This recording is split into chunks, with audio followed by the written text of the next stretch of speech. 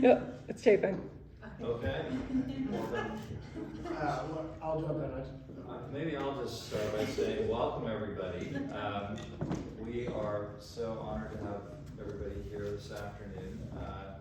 It's an opportunity for all of us to meet and greet our good friends at the Vermont Community Foundation, but I just first want to say this is being hosted by the Stowe Community Fund, and it's really our first major public conversation about community philanthropy. And I wanted to, before we start, recognize the board members of the Stowe Community Fund, and Lee Pelletier is co-chair, Billy Adams, Heidi Sherman. We may be joined by Leslie Anderson before too long. We have a couple of other board members, Elise McKenna and Candace Almquist, who are unable to be with us tonight.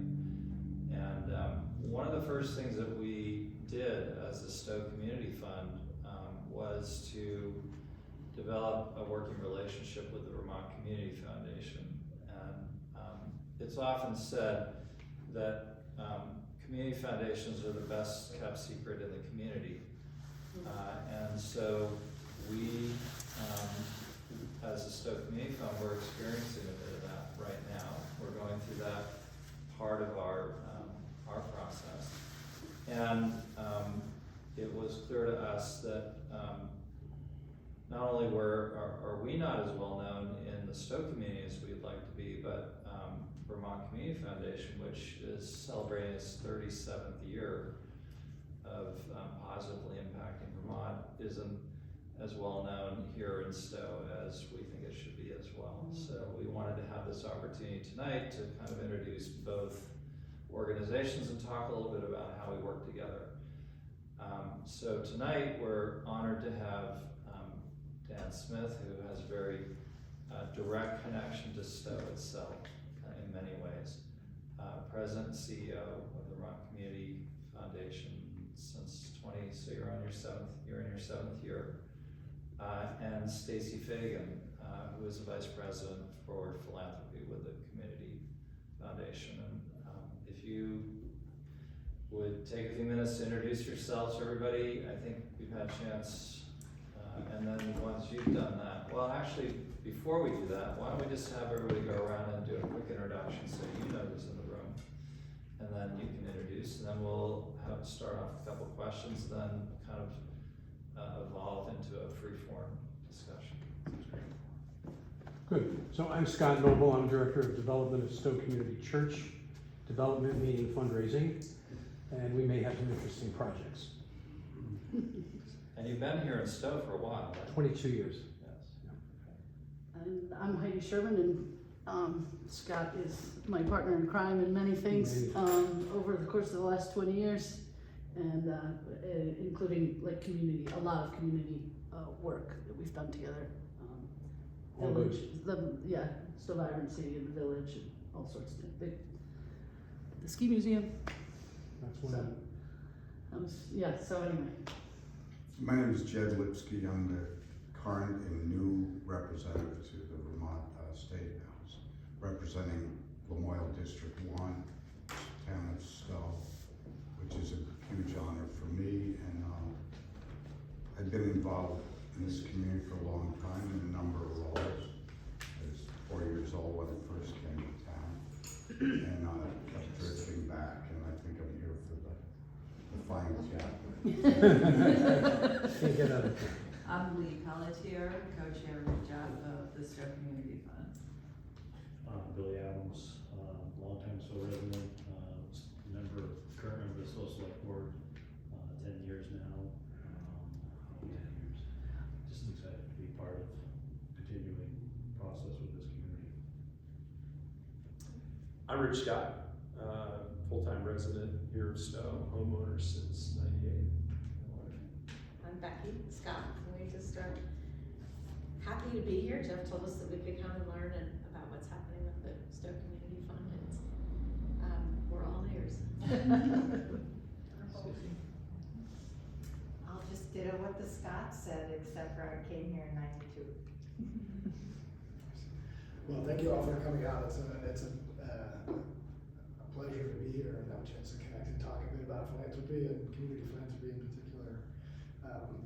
As Jeff said, Dan Smith, I'm President and CEO of the Vermont Community Foundation. I'm joined by Stacie Fagan, who's VP of Philanthropy for our organization. So I think I'll start with just a little bit of personal context for me in terms of how I came to this work. I actually was born, as the crow flies, right on the other side of the Worcester Range. Grew up in Middlesex. My wife, my in-laws still live on Mansfield View, Worcester Loop there. I just dropped off my 6-year-old to finish up a procedure at Stowe Dentistry at their house for an hour and a half while we have this conversation. I'll pick him up afterwards, or one of my 6-year-olds. We got twin boys. My grandparents, Billy and I were talking. My grandparents are actually born and are buried in a plot on the other side of Mount Mansfield in Underhill, just above the state park road right there. It's an old family property. My family's been around for Vermont for a long time. I grew up here, went away for college and law school, and I came back. As a lawyer, I debated living in Boston for a minute, but I realized the only thing I liked about Boston was the 3 hours back here. So, I've skied Mount Mansfield, as I said. My wife grew up here. My sister-in-law and her husband moved back from Colorado, and they're raising my boy's cousin here. I've got deep friends and family in the Stowe community. But more importantly, I'm in a role where I get to think about how to make a difference in Vermont and work with people who care about this place and care about communities in every corner of the state and think creatively about every day. And for that, I feel incredibly fortunate. So my career's touched a few different things. I was immediately prior to the Community Foundation, I ran Vermont Technical College for a few years. Took over in a bad budget environment, shored it up reasonably well, and then came to the Community Foundation because the opportunity to think about the alignment of philanthropy and the unique alchemy of partners that a Community Foundation has around the ways in which it can make a difference either in a hyper-local way or in a systemic way on issues that are big and broad across the state was incredibly compelling to me. I think Vermont is a wonderful place with a deep community culture, but I also believe we face some both systemic challenges and we face some hyper-local challenges that philanthropy is uniquely positioned both to address, but also to support the fabric of a community, right? The act of giving, the act of trusting and partnering and getting together through a fund, like a community fund exercise, that exercise is an act of trust and mutual commitment that is, I think, really unique in this day and age, right? Where we are constantly looking at things that are pulling apart and drawing focus and attention to the things that differentiate us. The act of giving together is something that ties us together. So before I turn it over to Stacie, what I want to do, I'm going to ask you all a question. I'm just curious, like 5 years from now, when you think about the Stowe Community Fund, what do you want to be able to say in terms of what it's done or what it looks like and how it's connected to the community that'll feel like it truly inspiring? I'm not going to answer. Think about that through the course of our conversation. Think about it going beyond, because I think that one of the things we wrestle with in Vermont is the ability to think long term. We think in a 1-year budget cycle, a 2-year election cycle. A lot of institutions or organizations on a local basis or a statewide basis that get to think about things over a longer period of time, and then potentially invest both with time, resources, intellect around those ideas. So think about what it will look like for this exercise to be inspiring and effective for the community of Stowe and the region over the next 5 years. And that'll be an interesting thing to hold yourselves to over time. So. I'll say a few words just about my origin story, just so you know a little bit about how I come to this work. Grew up small town, big mountains, Adirondacks versus Vermont. I came here in 2001, and this is my chosen home. I grew up in a place that was very prosperous, right up until about 1990. And then the Adirondacks slowly just drained of opportunity. And when I came here, I saw innovation, I saw hope, I saw deep commitment to small towns and big cities, and I knew this was a place that I wanted to be. So even though I took a couple of years and went and found a little bit of myself and a little bit of the country, I came back and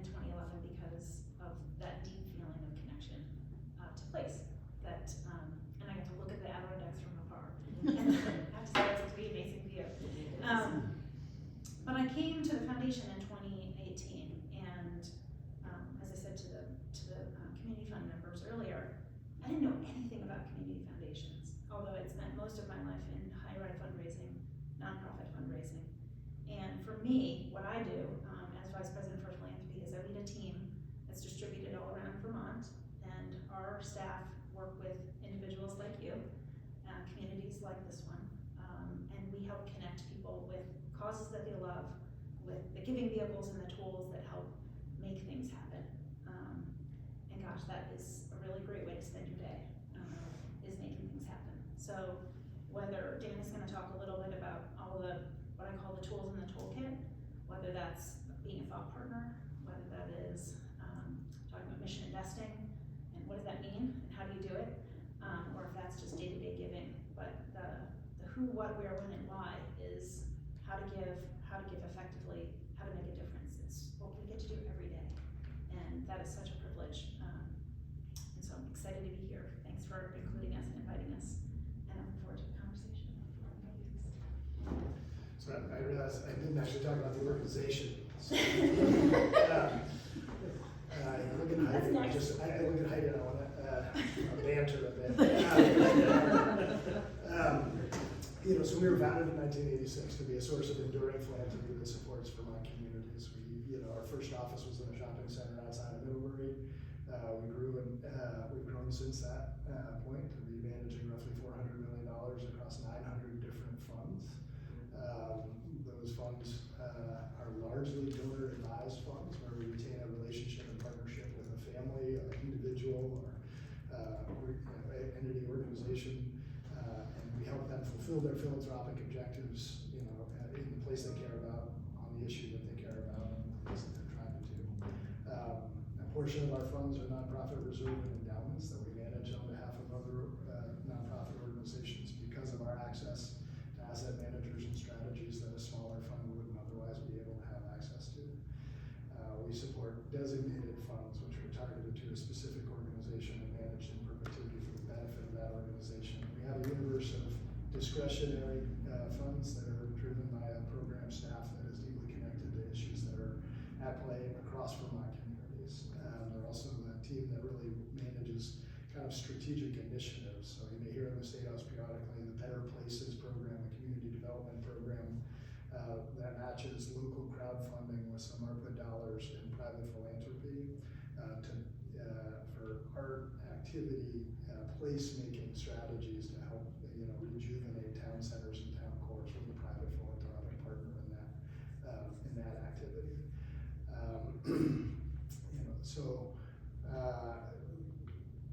Our investment strategy is one of the key things that makes me proudest of the organization, is that we've made a leadership commitment in the community foundation space to actually allocate from our pooled investments a 5% commitment to investing in Vermont, right? Never really made much sense. Never really made much sense to sort of manage the money over here and just give a little bit away over here. It makes sense. But there's also something about the experience of communities. A lot of what philanthropy is asked to solve for is downstream of the economic conditions in communities. And so being willing to take a portion of our managed assets and invest them in strategies for affordable housing, downtown revitalization, new business creation and entrepreneurship, food and farmland succession strategies through the land trust. Every fund of the community foundation participates in that portfolio by virtue of their participation in our investment strategies.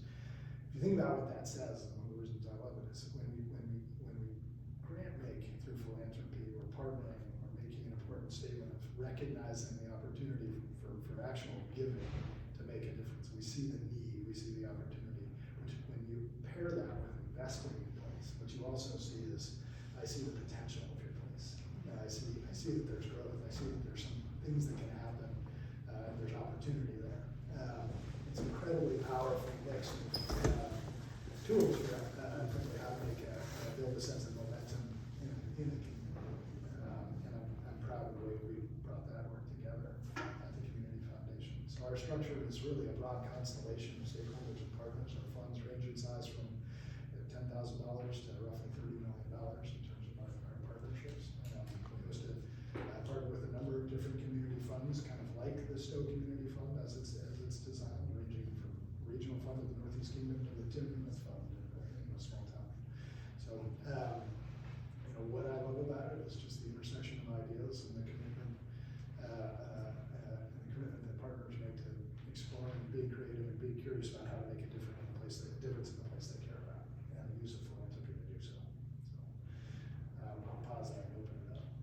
was just gonna say, a little more context on community foundations. There are, what, between 700 and 800 community foundations around the country? So there are, yeah, 700 or 800 community foundations across the country. There are fewer of them are actually statewide in nature, and even fewer are them the only community foundation in their place. So we look up to Arizona and Oregon, and look sideways at New Hampshire and Maine, and Wyoming's in there somewhere too. But Alaska. in Alaska, actually. Sorry. My cousin worked for the Alaska Community Foundation for a bit. Really? Yeah.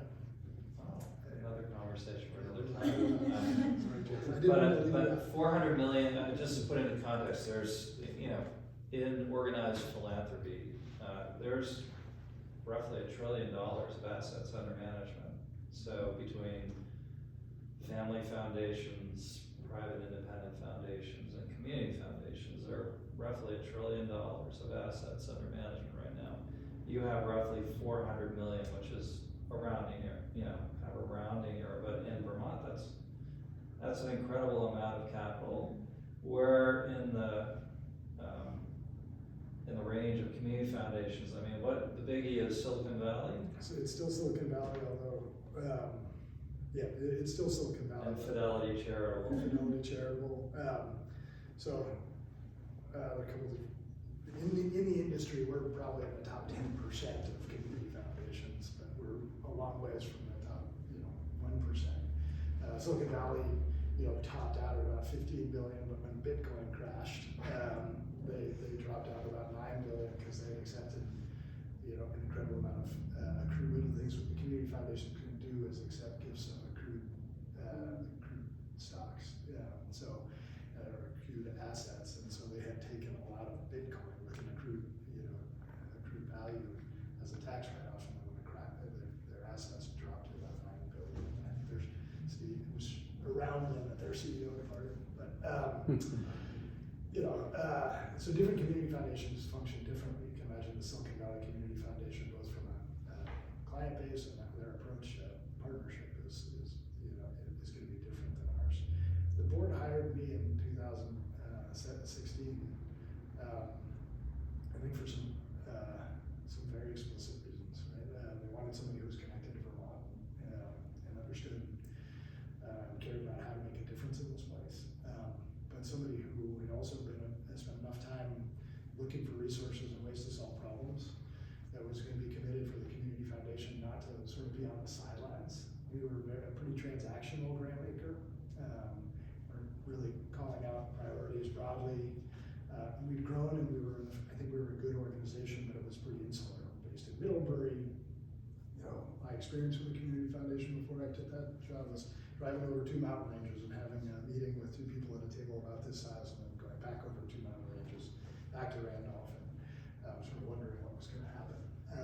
And we made some big commitments coming out of there. At the time, we were $230 million under management, but in a state of 600,000 people, as the largest philanthropy, we kind of really challenge ourselves to show up and make a difference. And so we got out of our offices, we committed to community engagement, we deepened our commitment to that mission investment strategy.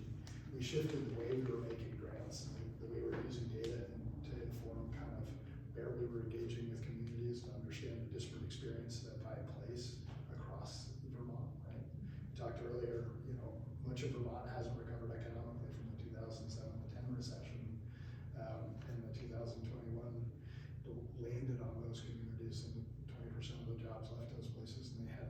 And so we run the risk in the state of, thinking back to a conversation you and I had a long time ago, of on a statewide basis, seeing the prevalence of these islands of immense prosperity surrounded by swaths of incredible poverty.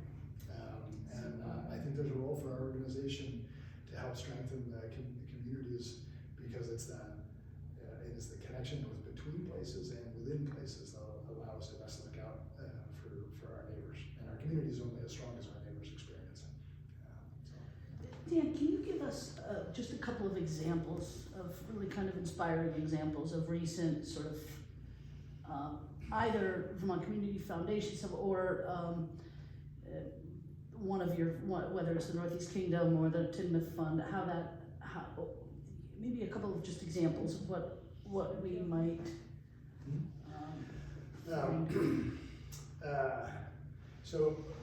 I'll share a couple of different, okay.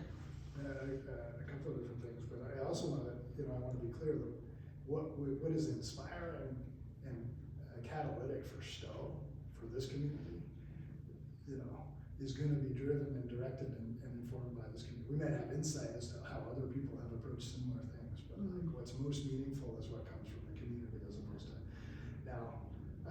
2017 or 18, we put a ton of energy into community engagement in Springfield. 60 years ago, Springfield, Vermont had the highest median income, and today it's one of the highest poverty rates. We're just sort of spending time on a staff basis, understanding where the energy came from, who was doing what in place. We identified that it was an after-school desert. There was literally nothing to do between the hours of 3 and 7 for young people. So we helped launch an after-school program in the downtown. We underwrote with our mission investing pool the relocation of the co-op, the owned grocery store from a shopping center on, I think it's 113 going up towards Ludlow, down into the downtown. We participated in 2 other investments, one for affordable housing and one for the Black River Innovation Campus, because one of the assets, going back to 2009, that Springfield has the fastest fiber pipeline in northern New England in their Main Street, sort of built with federal dollars and then orphaned. And so we helped fund and launch the Black River Innovation Campus, which is a business accelerator. After a while, between the revitalization projects and the economic development and then the support for youth, we also, between the McClure Foundation and the Vermont Women's Fund, helped launch computer science curriculum in the high school and the tech center. You start to feel like, a different level of energy in a place, which had a long way to go. Now they still have a long way to go, but there's some pretty interesting stuff happening down there. So that's one. One of the, in the last 3 years, one of the conditions for which a community foundation is incredibly well suited to respond is an emergency. Right? So in 2020, when the pandemic hit and everybody shut down, we immediately pivoted into pandemic footing, launched a response fund, raised and distributed $10 million in the course of, I think it was 14 months or so. Dollar in, dollar out. One of the first decisions we made strategically was recognizing that the public health conditions of the pandemic, Vermont was going to do okay, right? We're, already at arm's length, and 6 feet isn't that much further. But please but there were underlying conditions in community, and people and parts of our communities were going to be deeply affected by the economic and social dislocation. Whether it's businesses closing, access to kids in school falling behind, all of those. So we held 50 cents of every dollar went into the immediate response, making sure people had food, making sure people had things they needed. And then we held 50 cents of every dollar for 5 long-term recovery strategies. And we ultimately added a 6th because we had a big funder coming to help with it. Those were rural broadband, rural telecommunications. There was food access and the food system, learners in transition, basically the disruptions of the education system, and particularly young people coming out of high school in the pandemic who basically, were at risk of just dropping off the radar in the transition from school to college or school to training. It was welcoming and belonging, wrestling with racial and ethnic divisions in communities and the way the accelerating social dislocation was compounding some of those resentments. And how we foster a sense of belonging for Vermonters, for all Vermonters. And there was a 5th in there is, it's a long time since I've talked about this. I'll come back to mental health, behavioral and mental health. Ultimately had a funder come in and expand that commitment. The 2 I'd identified that I find most inspiring, and everybody's gonna find something a little different. The work of the Vermont Community Broadband Board right now is deeply informed by the Communications Union District that we helped launch with grant funding from our COVID response fund. So there are communities in southern Vermont right now. The Southern Vermont CUD just announced their full delivery of high-speed internet into their region and down along the Massachusetts border. Philanthropy helped launch that. And that's a story that I fit in emergency philanthropy helped launch that. Those communities will be dramatically more resilient because of it. In the behavioral and mental wellness issue, I mean, you know, we were seeing kids in acute mental crises being triaged in emergency departments across the state. We just don't have a place to transfer them. And it seems weird for philanthropy to show up in essentially a big public system like healthcare, but there are ER docs and nurses who are caring for kids for days, if not weeks on end, literally days, if not weeks on end. And so we pooled resources and created a community of practice between the emergency departments for nurses and doctors, and provided literally like little tools that they would otherwise have to run through bureaucracy to provide, so kids have a more humane experience when they're stuck in the emergency department until we figure out where to send them. You know, it's those kinds of gaps that I think community philanthropy can get is good at filling. We spend a lot of time on different data. I mean, the McClure Foundation, which is part of the Vermont Community Foundation, their big commitment first in the pandemic was for a free community college course for any kid coming out of Vermont High School in 2020. Just don't drop off the radar, show up at community college, take at least one course. Community College of Vermont, incidentally, was one of the only community colleges in the country whose enrollment didn't decline in the pandemic. That's also because they're a great institution, but I think McClure Promise helped a little bit. They've gone on to make a commitment that every kid in Vermont who participates in the early college program at community college, McClure will pay for the second year of their associate's degree. So there's a pathway right now for a free associate's degree in community college in Vermont for any 19-year-old in the state, paid for by philanthropy. That's, you know, at this point, 170 kids a year and growing. This is the second year that they've offered that. They've pledged to fulfill it for 5 years. So a kid in 8th grade right now, whose older sibling is doing it, knows that there's a pathway to an associate degree by age 19 in Vermont. That's philanthropy. When you think about workforce, you know, when you think about economic inequality, kids who were born to a family where parents didn't go to college are less likely to go on to college. We know from the Department of Labor that the jobs that pay better than $24 an hour almost universally require education or training after college. Vermont loses a big increment because of the expense of its public institutions, and McClure Foundation's partnership with CCV has helped close that gap.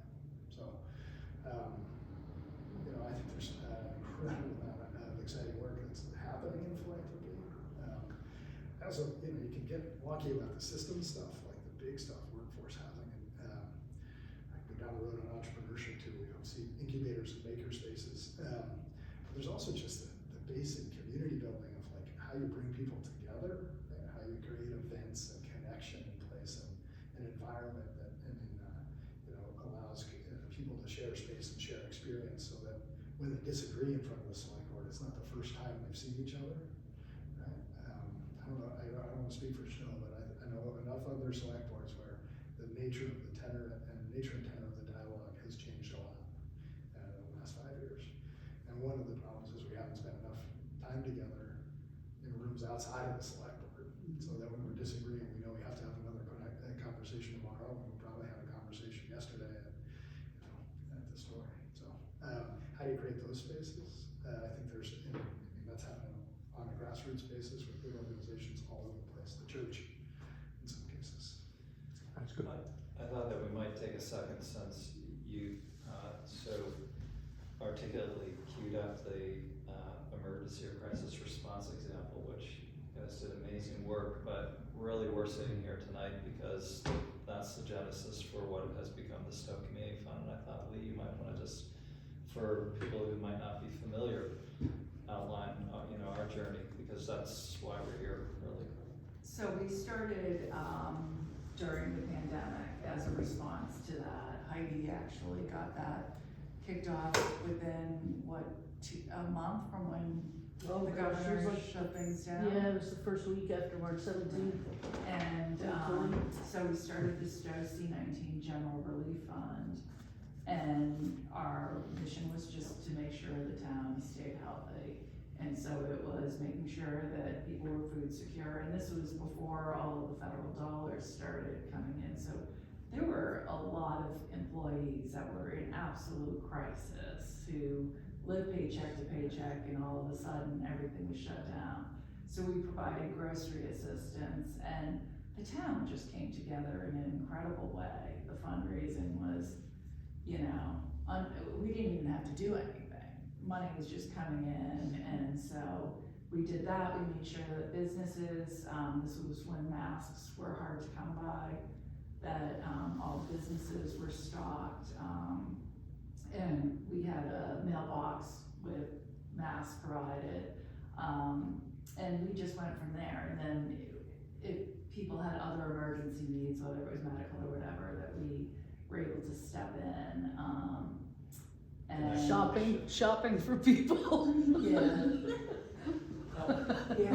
Yeah, it was a great, you know, from that, all of us were all involved on the board now. With that, realized just, what an opportunity it was to keep that same sort of community,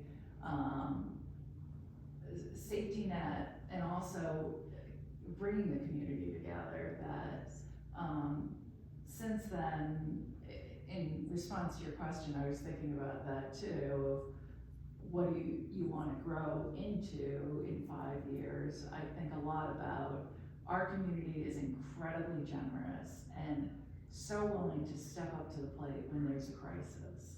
That when there have been individuals in our town who need help, people just come together. I'm hoping in 5 years, as the Stowe Community Fund becomes more established, that we can kind of shift out of crisis mode where people are giving proactively so that we can grow and respond in a larger way than we're able to at this point. We've been focused a lot on students. I'd love to be able to focus more on what you were talking about, like bringing community together, helping with seniors, that there's isolation in our community pockets that we don't have we don't have the funds or the bandwidth to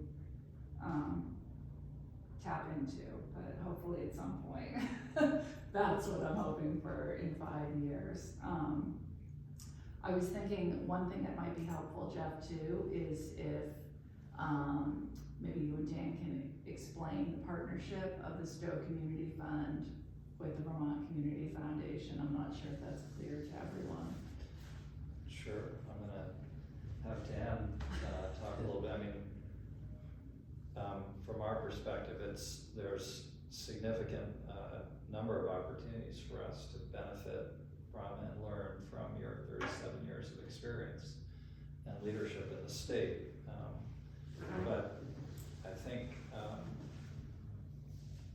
right now, where we've really, had the leverage is, and you talked about in your introductory comments, Dan, we have some funds that we have invested in the pool with you because you have a world-class investment oversight infrastructure, advisory infrastructure. And you might want to just talk a little bit about what that infrastructure looks like. But the thinking is, of course, we, as a very small nascent fund, don't have the kind of access to the expertise, either to the expertise or to the investment vehicles themselves that a $400 million fund would have. And so it's really generous of the VCF to allow small funds like ours to participate in. They have several pools of investments, and we're in at least 2, possibly 3. Do you want to talk a little bit about how that structure looks? Yeah, sure.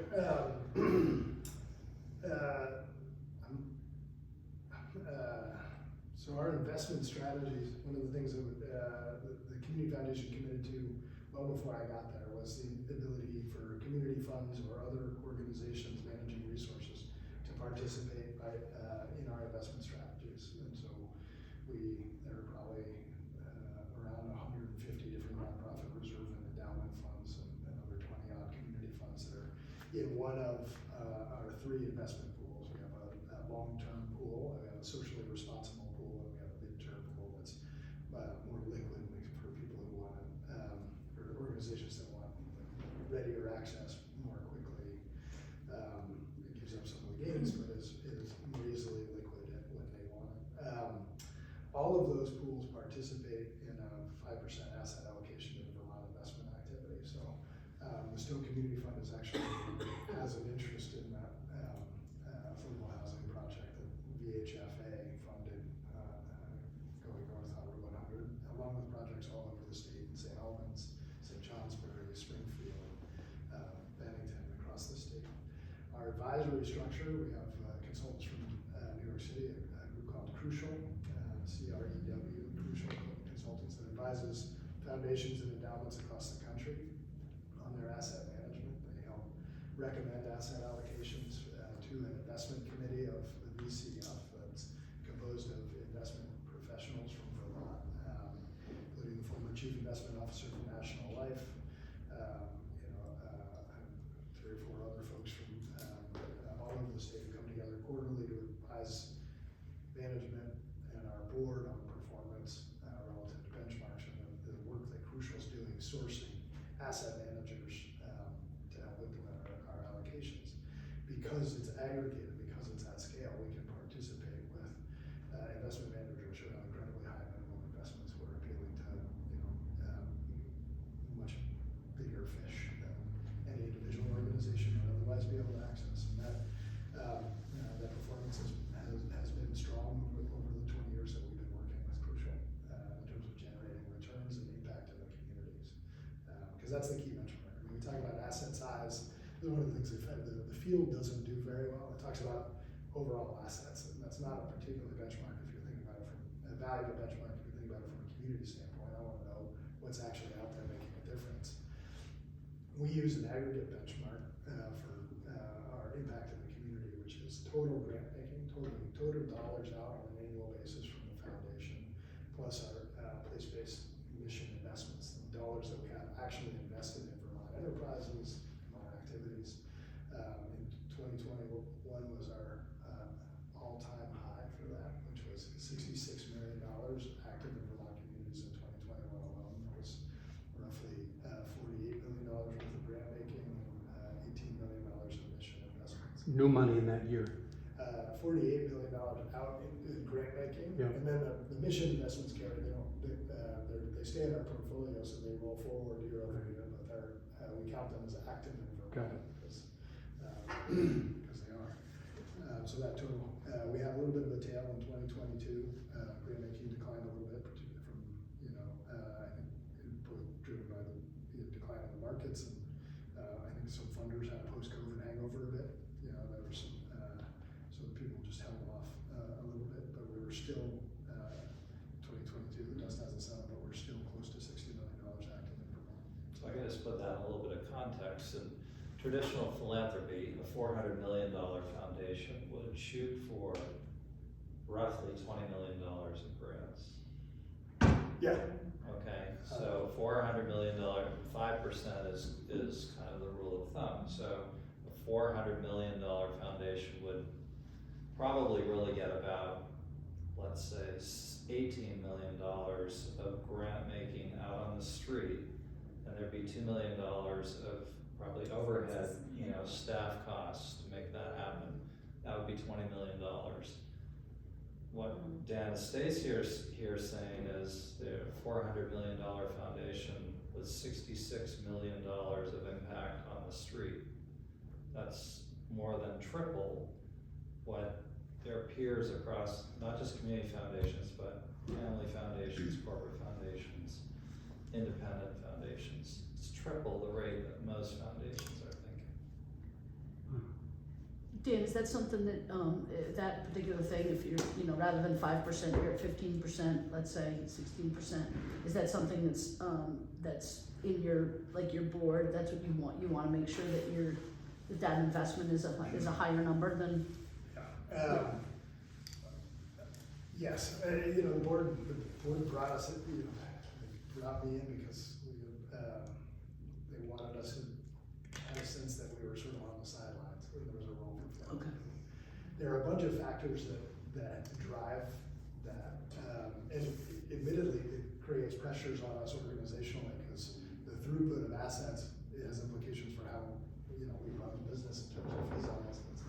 But the reality is we have a number of different funds and partners that will receive funds or put money in a fund and then send it out on an annual basis, pass through funds that track that. We made a commitment to our fund holders that they can grant beyond what is an advised spendable. That's our board has endorsed that, and they do. You know, instead of sticking to the 5%, they give 15. If they have there's something expiring, and frequently we're coming up with the ideas. So the Jones family, we know they're interested in young people in Addison County, and all of a sudden here's an incredible opportunity for an organization that's wrestling with its next phase of growth, and we can make that happen. And we put those grants in place, and we advise on how to sustain a partnership over time. So one of the things that philanthropy doesn't always do well is recognize they create a cliff a bit if they make a short-term big grant, as opposed to sustaining a partnership over a few years so something can get off the ground. So all of those factors come together. We have a much higher throughput than a lot of other philanthropies, but it feels right for Vermont right now. It's incredible. One of the things I was gonna say, Jeff, about your point, in terms of why we work with BCF, one of the things that we see with our nonprofit fund holders and our community funds like Stowe is you can spend a lot of time thinking about investment strategy and what are the market conditions and how those things are changing. What is the right investment strategy for our community fund? The Vermont Community Foundation has spent a lot of time thinking about those things so that it can be a good steward of the $400 million under management for all the communities in Vermont. And so what it allows our fund holders to do is focus on how to make a difference, how to put that money to work in your community. And you can rest assured that we're thinking about the long term. We're thinking about performance of those assets so that you have more money to give away and to invest. And we're thinking about all the things that are happening in the market and what are the right investments and how to deploy those resources and mission investment capacity in downtowns and communities and schools. And so hopefully it frees, the goal is that it frees you up as volunteers, as community members, to focus on how best to put those dollars to work here. And knowing that we have your best interest in mind. Your success is our success and vice versa, right? We want to be great stewards of Vermont's assets. And so we take that really seriously every day. So we hope that frees you up to do what you want to do. But investing is just one of the many benefits. I mean, the access to the knowledge that you have built over time, lessons learned, the relationships, the networking, all of those things are things that would take Stowe Community Fund decades to build, and we can tap into that collective knowledge instantly right now, and that's how we got to Timoth, right? So one phone call, it's really great. So Well, and when we were talking about the community, the COVID response fund, it's the mixture of the long and the short term, right? It's a very short term need, the immediate response, and yet what allowed us to play that role was that we're in this work for many, many, many years and forever, right? We have that network of contacts that we reach out to at the state level, at the community level, at the town level, in every sector of life. We're in those relationships, and it's not picking up the phone for the first time and saying, how can we help? What do you need? How do we bring together different towns or community members? I would love for you to tell the Ship Meal story, within those first, Feels here too. Well, that's what it was about. Within days, right, we deployed a grant to help, there was refrigeration, there was, literally deploying meals, a food shelf shut down, and we were literally there with the grant the very next day. And so what allows us to do that is because we're not showing up on day one. And, somebody calls us, we were worked very closely with Lazarac during COVID. Every community was standing up their own support network during COVID. And, was calling different vendors to say, can we buy some food boxes and send them to our employees here? Can we call, I got a call from a fund holder who said, we want to buy food boxes, where do we go? And I put them in touch with Max Market here to do that, So it's being that conduit and that friendly phone call, regardless of what it is, or how, at what scale. I was sharing earlier, before other folks came in, my first job out of high school was actually in the newsroom at WTV, and Anson Tebbets was the news director, he's currently the Secretary of Ag. He called me in,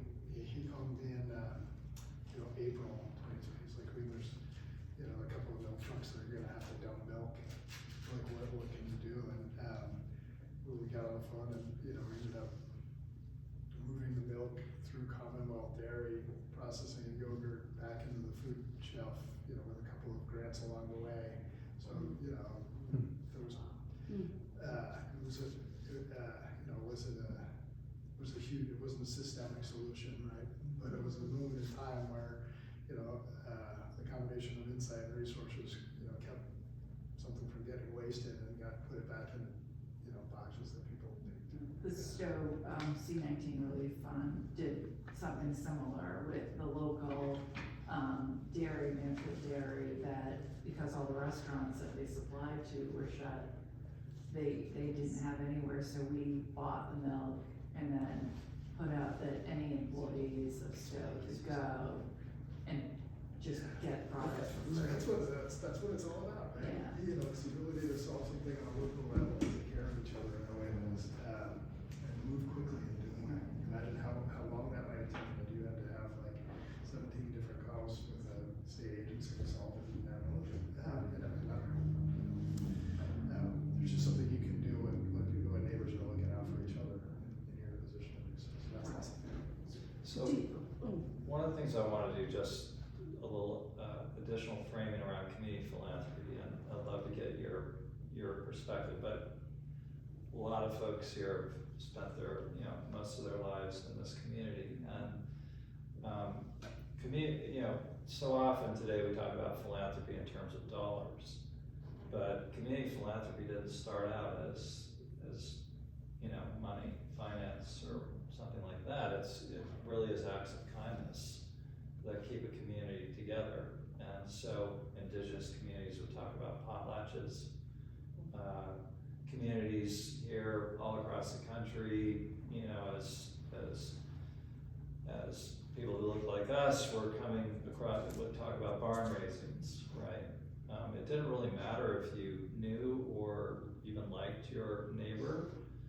You were all gonna get together to build a barn, because if you didn't build a barn, that family was gonna not make it through the winter, right? So those are, traditional forms of community philanthropy, and most of community philanthropy, quite frankly, at the hyper-local level, goes unnoticed. It's just simple acts of kindness between people who live in the same community, and you don't read about it, you don't hear about it, and it's the glue that keeps a community together. Now the church, every day the church is engaged in community philanthropy, there are fundraisers for community organizations. Now we have GoFundMe, so things can go more global, but it's the same impulse. Has anybody ever done a meal train? Yes. A kid? A meal train. A meal train is for people in Burlington, in the south end of Burlington. They run the entire platform. It's a global footprint. And it's a website where somebody has a kid, right? Their friend puts something up and says everybody signs up on a different night, drops off the big CD, right? Or somebody passes away, and somebody to take care of you. But just digitize. Sorry, I love the example because it's kind of like a company, but it also is like digitizes essentially. That it makes easier and more seamless the ways in which communities look out for neighbors, look out for each other. And you can, a friend works there, and he's like, you can actually look by place and see where people really, where the data says that like people are showing up. It's the strength of the community connection. It is. It's a totally interesting. And so I just want to raise that, because we often just talk about money, and community philanthropy is far more than just dollars. It really, dollars are just one of the inputs in community philanthropy, but it's relationships, it's networks, it's civic capacity, which is really, you know, who are the people in a town who have that long-term perspective and that short-term care and make things happen. And they do that typically on an unheralded basis, day in and day out, and things just happen. And that's often why places like, I mean, it's much more complicated in Springfield than other towns, but that civic capacity times out, and it doesn't get regenerated for some reason. And communities lose the ability to navigate challenges and take advantage of opportunities, because the people who used to do it aren't there anymore. And a new group hasn't come together. So I just wanted to put that framing out there and then say, what are you seeing in terms of that more expansive definition of community philanthropy? How would you basically, what's the temperature in Vermont in your experience? You know, my experience in Vermont is that Vermonters look out for each other, right? I think it's gotten more challenging in the last few years, and the dynamics behind it are complicated. But at the end of the day, we're still a place where in most communities, if you call 911 because your house is on fire, it's your neighbor who's showing up. And that isn't, that culture is, I think, baked in. It goes back into the barbarism, I think, ethos.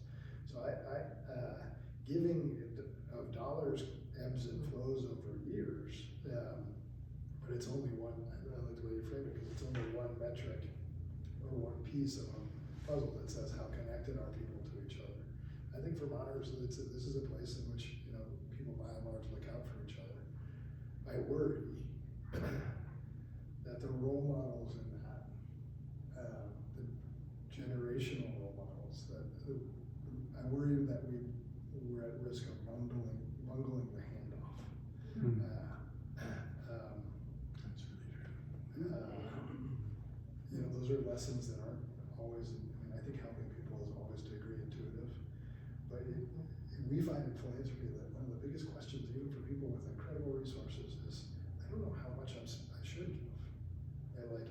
And so if you transpose that into the idea of, I may know I should help, I may want to volunteer, I'm not sure where. I'm not sure how I can be, so that, they step away from it unless they're role models or examples or, there's a thought partner in how to approach it. So I worry about the handoff of that ethos. Does that make any sense? First of all, I have to make an observation, how refreshing this is in the world in which we live, to hear so much positive thought about the things that are going on, because the world we live in, that world out there, outside Vermont, of course, is so politically acerbic. It's just terrible. And this is wonderful, what you've done. But I did have a question. You described a really great group of projects you've been in and all the. So how do they happen? Do they happen usually from the ground up? The local people who want to do something comes to the Vermont Community Foundation. Do you initiate them, or some of each? Sort of some of each, and our grant programs for the discretionary side of the house, which is a small percentage of the total dollars active in community. We have a number of different competitive grant rounds. Spark Connected Community, which is a few $1,000s to run an event that's going to bring people together and help foster that sort of sense of shared experience that keeps a community close and connected. We have nonprofit capacity building, competitive grant rounds, some other things like that. We have a grant program called Regional Local Impact, which in which we solicit proposals around certain impact areas by place where we've identified a high need tied to that impact objective. Those impact objectives are generally economic equity, the resilience of the community in the face of the changing climate, health and wellness,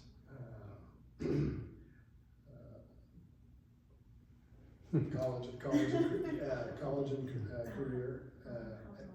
and health and well-being. We just rolled out 5 new ones post-pandemic as we shifted back into a more traditional mode of granting. So you ask somebody to respond to We those? sort of invite proposals based on our engagements. We'll identify, regions or places where there high need on a particular thing, we'll figure out who's doing the work there. One of the things I found when I started, we did a geographic map of the VCF grant banking across Vermont. I was just sort of curious where we were showing up. And we ran all competitive grant programs at that point through our community impact program. And wouldn't you know it, that the organizations that were able to write good grants were all concentrated in a couple of different places. Yeah, go figure. And so there were these huge blank Small spots towns. that played the community. I mean, and that felt like a big problem to me. And so shifting our approach to look at data and engaging communities and then invite proposals is both fair to organizations at some level. It may seem not, but when you have a theoretically objective process and then it skews over time, I'm not sure. I think everybody has to be cautious about it. So we've shifted in that way, although we still run a lot of competitive grant rounds because it's a great way to make sure we see and hear what's going on in a lot of different places also. So it's complementary. Isn't there another, so for example, like if the ski museum was being done now, right, transitioning it from Brandon to here by, trying to do the thing, isn't it also, is it also so if there's some donor directed, like if there are funds in there that want to specifically go to culture or something, or some sort of Vermont culture or something, would you direct that, or would you recommend or give an opportunity to that fund to help with that ski museum or something like that? Is that another way to get, or? Yes, but I'm gonna let Stacie. Okay. So there, Dan referred earlier to, we have individuals and families that have funds at the foundation. Those are typically called donor advised funds. And then we have the discretionary assets that we steward long term. And it's often a combination, right? If an organization comes to us and says, we have this need, we're gonna talk about it across these two sets of assets and say, is there a grant program that fits with that need? And we're also gonna talk to the donor advisors that we have, our fund holders, to say, is there alignment here? Is it geographic? Is it cultural? Is it sector specific? Is there a way that an individual or a set of individuals might come together to fund something in a community? And that often happens. And so those are two ways, but I was gonna answer your question slightly differently to say, grant making programs, it might be that a fund holder comes to us, or a prospective fund holder comes to us and says, as it did recently, I've been summering in this location my whole life, and I'm aging out of my philanthropic life, and I'm actually no longer coming back to Vermont. But I want to sell my property, and I want to leave that asset in perpetuity to support this community. And I know they already have a fund, but I want this fund to complement it. And so, can you work with that community? Can you deploy these resources? It's not by chance somebody from Stowe, is it? Just curious. It's not, but I mean, it's just an example. It's just an example. Sometimes sometimes it's the VCF, like in the Northeast Kingdom, we saw that there was a lack of maybe coalescence around shared priorities and needs. And so we stood that fund up because the foundation felt like it was a role it could play and provide leadership there. And in other cases, it's a funder who says, I need a trusted partner to work with me and the community to create this asset and this resource. And how can we do that together, in addition to the grant program? And one question, I got here a little late, but not actually late. You've talked about Tinmouth a few times, but you haven't articulated what the Tinmouth experience or project was. I'm familiar with Tinmouth and all, but. It's just Tinmouth is a community fund. It's a community fund. Yes. Based in Tinmouth? Yes.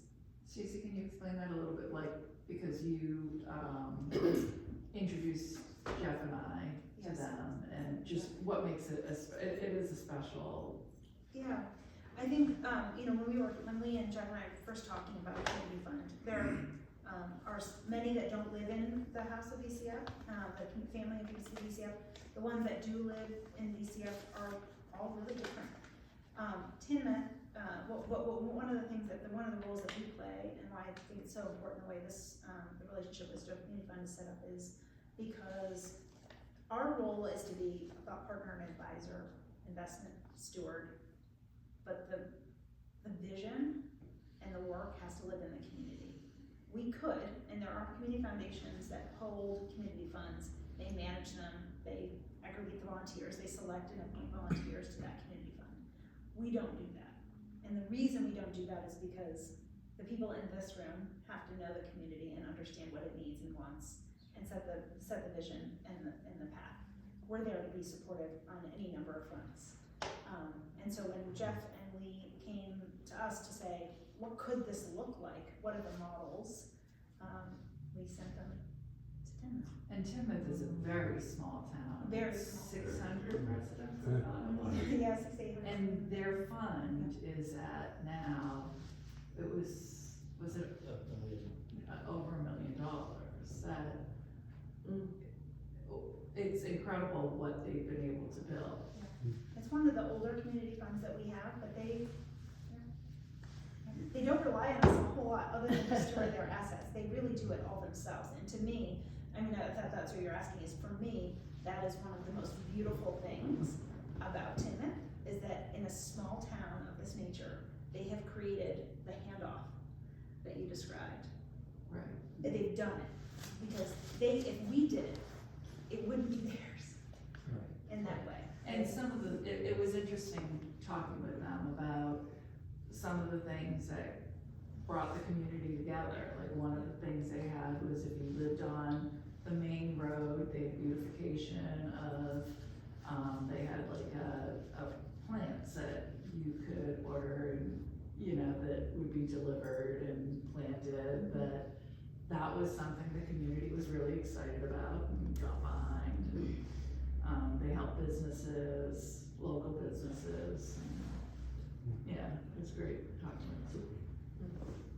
Can I ask you, I wanna get back to the big picture of what you spoke about, the question, right? The Stowe Community Fund, it's really, it's new. And we've raised a tremendous amount of money, we've had a tremendous impact in our short life. But what I see 5 years from now, or what I would like to see, is the Stowe Community Fund at $1 million, and being able to get out into the community $150,000, $200,000 in you know, where it might be needed. Right now, we're a people-based organization, families and individuals. We have an art center, we have an art, you know, whether it's Holiday or Stowe Performing Arts, we have people focused on that. We've got land trust for conservation issues and things like that. Right, the one thing that was missing, I think we all thought, was that for the people of this community. It's really hard to get through the United Way or get through DCF or the Capstone Community Action. It's all these applications, and ours is very simple. My question to you, and not necessarily right now, but how do we make sure that vision, I mean, I don't know if this is the vision of the entire board, but my hope is that it's more than just about people. It is about housing and making sure we're there and we can leverage the money we need to leverage to help private investment, help entrepreneurship, help diversify our economy in this community. You know, all of those things that are, I guess that's what I'm trying to figure out. How do we get to where I think we could be in $1 million or $2 million foundation fund for this community? We have the ability to do that, I think, financially. It's just a matter of being inspiring to make sure that people know that we're the place to. So what I would say is that hope comes from having a plan, right? So if you think about that, I mean, I can point to partners that are doing the things that you are, whether it's economic diversification in rural communities with a digital backbone. There's the hub in Rutland, there's the Center on Rural Innovation, that, you know, there's Randolph and Springfield and St. Johnsbury, there's Accelerator in Lyndonville. They're organizations that are doing those kinds of things that we partnered with and provided, you know, both with grant funding and bringing technical capacity to sort of how they run programs. The Space on Main in Bradford, your colleague Monique Priestley, you know, that just. I spent a while today with her. She testified in her committee. And when you talked about, this is a very young genius, She's, who is the niece of Mike Priestley of Stowe, and created an abandoned building in Bradford with a whole sort of business. incubator structure that's now alive and vibrant. And, So, another reason to go to Bradford, other than the Colatina exit for pizza. and other than Farmway. Or, you know, sort of local strategies on housing. There's just some interesting projects going on in St. Johnsbury that we partnered on with the Northern Forest Center. In terms of youth development, there's, programs across. So, you can come up with a strategy. I think the ambition is the right scale, but being clear in how you're identifying the things that you want to, that you think that only philanthropy can do, only community philanthropy can do in Stowe, and help start in Stowe and help catalyze. I can help answer, who's doing something similar, like Timothy, right? But I can't answer that question for you. So, I would, I can answer it on a national level. Communities that recovered quickest from the 2009 recession in terms of rural communities had 3 attributes: a high degree of digital startups, proximity to free outdoor recreation space, and racial and ethnic diversity. So those are the communities that came out quickest, or the rural communities that came out quickest had those 3 attributes. That's from UNH Garcia Institute data. So that's one thing I think about when I think about the communities across Vermont. We're gonna solve. The way I look at it is 37 years ago, they were in our position, Mm-hmm. except they had Vermont in their name and we're Stowe, much more manageable at some level. So we have a journey. I can't imagine being in my shopping center outside of Middlebury, and answering these questions. Well, Heidi, I would just add, if it's helpful, to think about, just building on Dan's comment about what is the role that the fund is gonna play, helping people see and differentiate, if they're a donor already, they're probably donating to lots of organizations in the community, and they're thinking, I've got it covered. So helping them, our experience with working with individuals is, let's not assume that people know what you need. And so helping just to create a very simple picture, and so they don't have to wonder what their role is as a donor in helping the Stowe Community Fund achieve its vision. So just get really clear, we're not competing, you're not competing, you're not competing with the nonprofits that surround this building. That you have this bigger vision in mind, and some of it may be, a merchant response. It might be helping the family whose house burned, and it's also going upstream to those systems solutions. And that's where some of the ways in which that mission investing program may help. But just getting really clear on that vision and what their role is that each individual can play, and they can play it in different ways, right? One of the things that we know is that as an aging state, maybe less so since the pandemic, there are a lot of families who leave this world without a plan for their charitable giving, and leaving assets to their place that they love is something that a lot of people want to do. They just don't know how to do it. Creating a vehicle, making it known that that's possible, is really easy to do. Something we can talk about, but there's just different ways to come at it at different points in someone's life, and helping them see the role they can play can be really powerful. So with that, I want to be mindful of the fact that it's 10 after 6. I think maybe we should wrap up formally. Dan and Stacie might be able to stick around for a few more minutes and just have some informal conversation, hear what's going on in Montpelier. Jed's in the final stretch of his legislative session. It's fast and furious down there.